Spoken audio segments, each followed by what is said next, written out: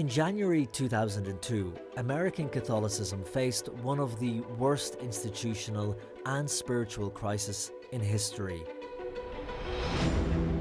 It began when the Boston Globe raised accusations against the Catholic priest in Boston, John J. Gänswein, for abusing more than 130 minors over a 30-year period of ministry, and against his superior, Cardinal Bernard Law, for having covered up the abuses.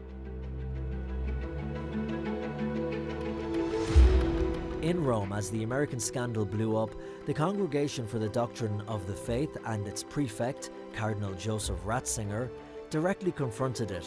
In fact, Ratzinger had already been working against abuses in the church for years. After the sexual revolution of 1968, society had been changing. Good and evil had become relative, and some church environments were not able to escape the influence of this crisis. Sociologists are quite suspicious of monocausal explanations, but surely one cause was the 60s, the relaxation of sexual mores, more or less in all milieus, and the idea that sexual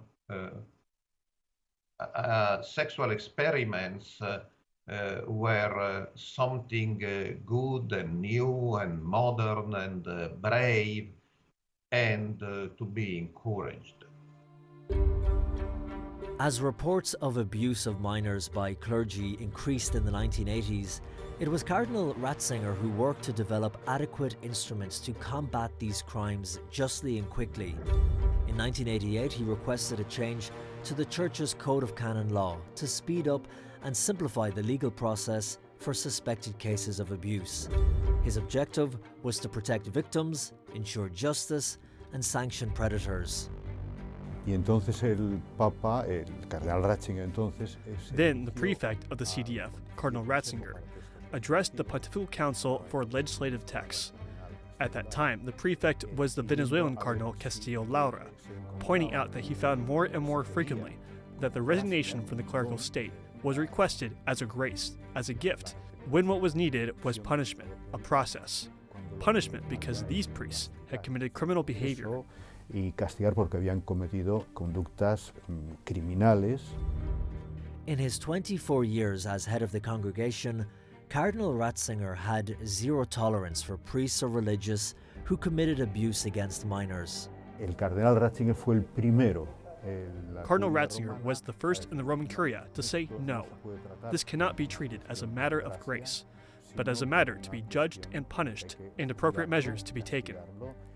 He was the first, and he was quite isolated in doing this. Fue el primero, era bastante aislado.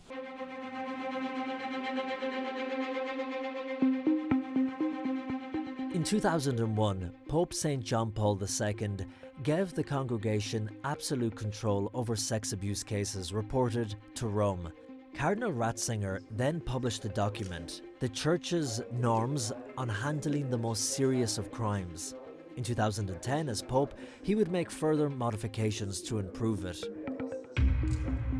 In the final form of this document, bishops were legally bound to report all cases of suspected abuse by clerics in their diocese to the Congregation for the Doctrine of the Faith.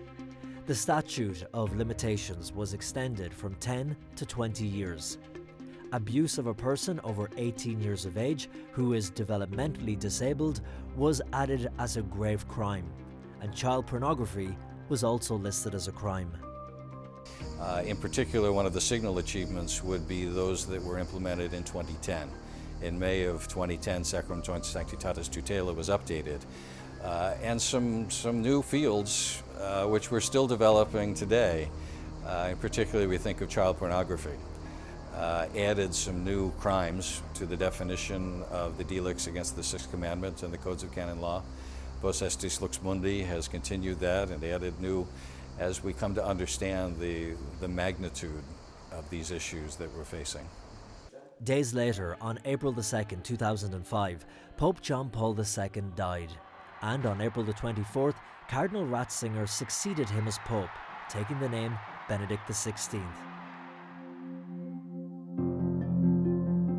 After the 2002 American scandal, victims from other nations began to come forward.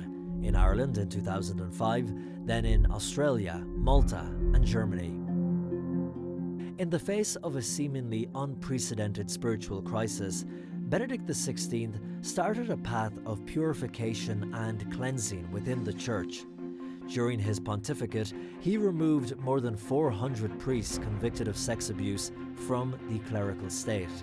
He met with victims of clerical abuse 5 times during his international trips, and he exonerated the entire Church to a profound conversion and purification through acts of penance. In 2010, a letter to Irish Catholics was symbolic of his approach. He asked for forgiveness of abuse victims and strongly condemned priests and religious that stained the face of the Church with these crimes and sins. Tristezza anche che l'autorità della Chiesa non era. There is also sadness that the Church authority was not sufficiently vigilant, nor sufficiently quick and decisive to take necessary measures to stop the abuse and prevent it from occurring again. Because of all this, we are going through a period of penance, of humility, and of renewed sincerity, as I wrote to the Irish bishops. It seems to me, we really have to go through times of penance and humility, and we have to renew and learn sincerity again. E rinnovare e reimparare una assoluta sincerità. Under Joseph Ratzinger as Cardinal and then as Pope, progress was made in the Church's handling of abuse. Bishops have the moral and legal duty to provide an adequate response to these crimes, to care for the permanent formation of the clergy, to listen to victims and their families, and to cooperate with the civil authorities. The accusations brought against Benedict in the Munich report weigh heavily, and while Benedict denies any wrongdoing during his time as Archbishop, the Vatican points to his fight against abuse as head of the Congregation of Faith and then later as Pope.